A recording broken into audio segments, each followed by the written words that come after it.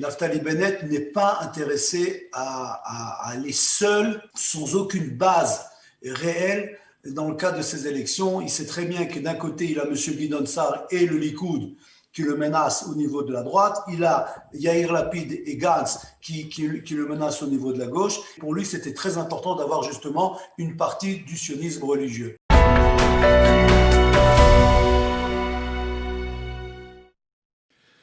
Alors, bien entendu, Jacques Kupfer était effectivement, comme vous le disiez, un militant. Il était au cœur de la vie politique en Israël depuis de nombreuses années. Il était l'ami de nombreux responsables politiques, de ceux qui ont été, on va dire, les princes du Likoud, du Kherut à l'époque, au moment de sous Menachem Begin et Yitzhak Shamir. Alors, depuis, on va dire, la droite israélienne, le calendrier, on va dire le panorama s'est totalement modifié au sein de la droite israélienne et en particulier dans le sionisme religieux. Vous êtes l'un des responsables, comme je le disais, du parti Yamina. Et au sein du parti Yamina, on assiste à nouveau à une forme de division, une forme de rupture qui est plutôt inattendue parce que l'on parlait d'un accord quasiment conclu entre Naftali Bennett et Bezalel Smotrich, et l'on voit que finalement Bezalel Smotrich a décidé de reprendre son autonomie à la tête du Ichoud Leumi et qu'il se sépare de Naftali Bennett. Vous pouvez nous expliquer pourquoi ? Oui, d'abord j'aimerais juste un tout petit peu préciser, je suis un membre de la Beit HaYehudi, de ce qu'on appelle l'ancien Mafdal, qui la semaine prochaine qui va décider de son prochain leader. Et j'imagine que d'une certaine façon ou d'une autre, ce même Beit Yehudi rejoindra ou M. Smotrich ou M. Naftali Bennett. J'aimerais quand même préciser les choses, puisque comme vous le savez, nous parlons ici de trois différents partis. Le parti du Ichoud Leumi de M. Smotrich, je sais que c'est un petit peu compliqué pour nos auditeurs. Le parti de Yemina qui est représenté par Naftali Bennett et Ayelet Shaked, et le parti de la Beit Yehudi, le fameux Mafdal historique, qui était représenté jusqu'à aujourd'hui par le Rav Rafi Peretz, qui a décidé de ne pas proposer sa candidature pour les prochaines élections. Toujours est-il que pour répondre à votre question, je pense qu'il y a d'abord une polémique au niveau idéologique, c'est-à-dire que M. Naftali Bennett conçoit la possibilité de constituer un gouvernement avec certains partis de la gauche, comme M. Lapid, comme M. Benny Gantz, même d'une certaine façon avec Meretz, contrairement à Smotrich, qui prétend être fidèle à M. Netanyahou et qui n'est pas prêt à concevoir aucune possibilité de composer un gouvernement qui serait assuré par les voix de M. Yair Lapid et de M. Israel Gantz, de M. Benny Gantz. Donc, si vous voulez, c'est à ce niveau-là qu'il y a une polémique. Ce n'est pas uniquement un problème de savoir est-ce que M. Smotrich va recevoir 2 ou 3 ou 4 Chavrei Knesset, membres de la Knesset, dans la liste de M. Naftali Bennett. Mais je pense que la réelle polémique, c'est de savoir qu'est-ce qui se passera après les élections. Alors, dans le sens que, dans quelle mesure Naftali Bennett est prêt à tout faire pour ne pas être présent dans un gouvernement sous M. Benjamin Netanyahou. Et il est très possible que nous sommes devant une situation où le prochain gouvernement sera assuré ou par M. Gidon Sa'ar ou par M. Naftali Bennett, avec ou sans les orthodoxes et avec une grande partie de la gauche pour s'assurer que M. Netanyahou ne soit pas le prochain Premier ministre. Et je pense que c'est à ce niveau-là qu'il existe, que nous sommes présents à cette polémique entre M. Smotrich et M. Naftali Bennett. Alors, avant d'essayer de faire des pronostics sur l'avenir, je voudrais faire un rappel. La dernière fois que Naftali Bennett s'est séparé, on va dire, du socle idéologique du sionisme religieux, c'était lors des élections d'avril 2019, il y a 2 ans, au début de la crise politique.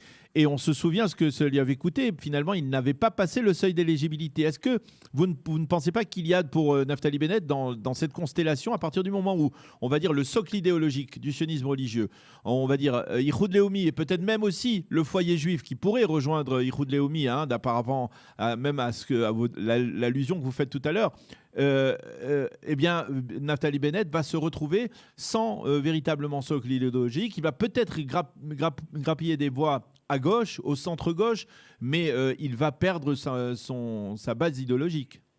Non, non, je suis entièrement d'accord avec vous. C'est-à-dire que Naftali Bennett était intéressé à avoir M. Smotrich avec lui. Il n'y a aucun doute à ce niveau-là. Et Naftali Bennett n'est pas intéressé à aller seul, sans aucune base réelle, dans le cadre de ces élections. Il sait très bien que d'un côté, il a M. Guidon Sar et le Likoud qui le menacent au niveau de la droite. Il a Yair Lapid et Gantz qui le menacent au niveau de la gauche.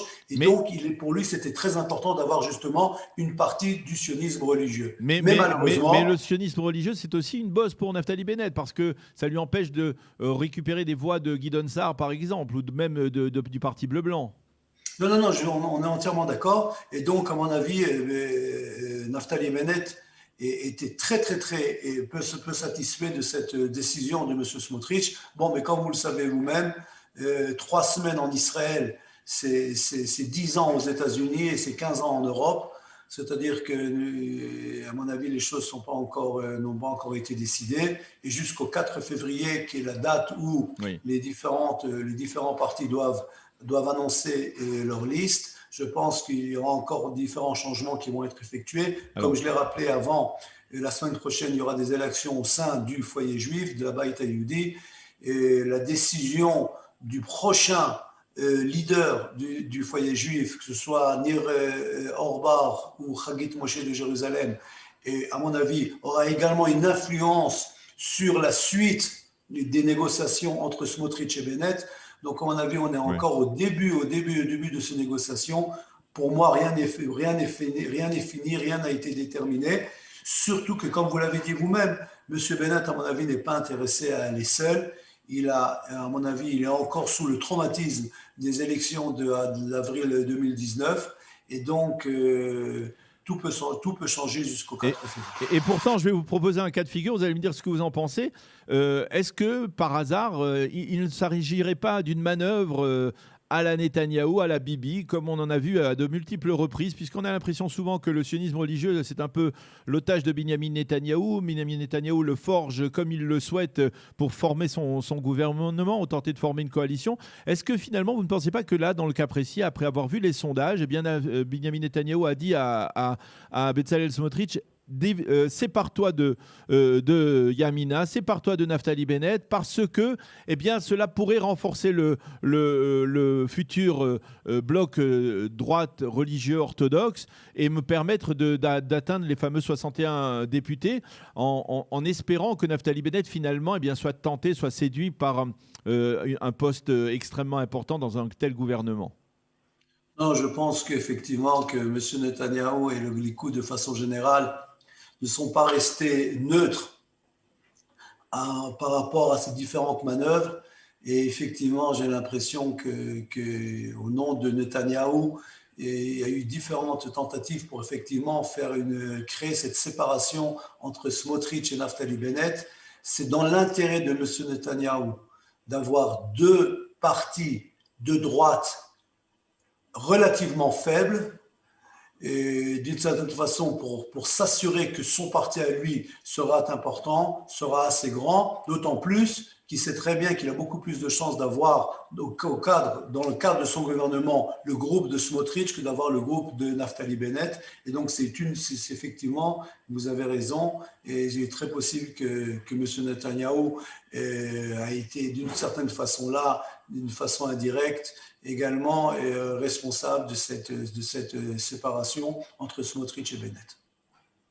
Gaël, une dernière question, et on va mettre de côté un petit peu pendant quelques instants la politique pour revenir à vos fonctions, parce que la dernière fois qu'on s'était parlé, c'était à la veille du congressionniste, congressionniste au cours duquel vous avez donc été élu à la vice-présidence donc de l'organisation sioniste mondiale. C'est une fonction extrêmement importante, mais vous êtes aussi également le président du département de l'éducation au sein de l'organisation sioniste mondiale. Est-ce que vous pouvez nous dire en deux minutes quel est l'essentiel de votre action sur le plan éducatif aujourd'hui dans le cadre de ces fonctions?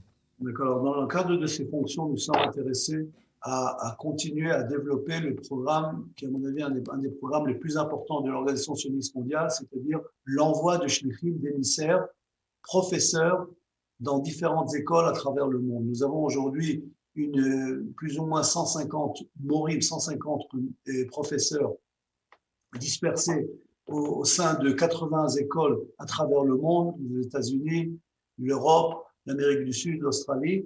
Et nous sommes intéressés à développer ce programme et en fonction de ce que nous avons appris, de ce que nous savons, de ce que nous connaissons, nous savons très bien que l'influence d'un chaliach, d'un émissaire qui a été formé comme il le faut au sein de l'école où il a été envoyé par rapport aux élèves, par rapport aux professeurs, par rapport, de façon générale, par rapport à la communauté, c'est une influence qui est très importante pour justement essayer de rapprocher l'élève par rapport à la tradition, par rapport à nos messages, par rapport à Israël, par rapport à la Massoret, par rapport à la tradition juive, et par rapport et si je peux dire quelques mots par rapport à la France, nous sommes intéressés à agrandir le nombre de ce shlichim morim, de ces mêmes shlichim qui partiront sur la France. Nous sommes au moment où vous me parlez, nous sommes en pourparlers avec différentes écoles juives en France, afin justement de pouvoir et profiter justement de ces mêmes shlichim qui donneraient, je dirais, une autre dimension au Limoud HaKodesh, aux études juives et de Kodesh à travers l'école, et par le biais justement de ces études, d'essayer de donner une influence par rapport à Israël, par rapport à la Torah, à travers ses élèves, leurs parents, et de façon générale, par rapport à toute la communauté. Et je suis très content d'avoir, Baruch Hashem, justement, cette possibilité de pouvoir essayer d'influencer à travers des milliers et des milliers d'élèves dans le monde entier. Nous sommes tous très conscients que la crise du corona va créer de nouveaux challenges par rapport aux écoles juives qui, encore une fois, vont payer le prix de la crise économique qui va toucher les différentes communautés juives en France et à travers le monde. Et donc, nous allons faire un effort maximum pour envoyer un maximum de shlichim à travers ces mêmes communautés, à travers ces mêmes écoles. Eh bien, Gaël Grunewald, merci beaucoup d'avoir été avec nous ce matin, de nous avoir d'abord permis de rendre hommage à Jacques Kupfer et puis de nous avoir expliqué, on va dire, les détails de la politique, en particulier dans la mouvance sioniste religieuse. Merci beaucoup et à bientôt. Bonne continuation. À bientôt. Au revoir.